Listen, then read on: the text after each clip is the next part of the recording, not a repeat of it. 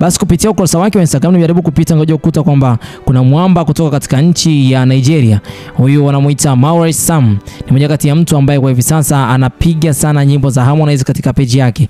Na watu wengi wameshangazwa na jambo hili kwamba Harmonize kuendelea kumsupport na kuonyesha kwa namna gani ambavyo sasa hivi ni kama vile anagawana ustaa pamoja na mashabiki zake. Yule atakayemsupport naye pia ndiyo atakayemtag. Kwa hiyo ameweza basi kuwatag mashabiki zake katika page yake. Yaani hakuna baya katika hili. Lakini pia kupitia ukurasa wake huo wa Instagram ngoma ya Me Too basi inazidi kukamata chart namba 1 kwa katika mitandao mbalimbali, lakini huku namba 2 ikiwa na Mario, namba 3 ikiwa ni kwake Furaha.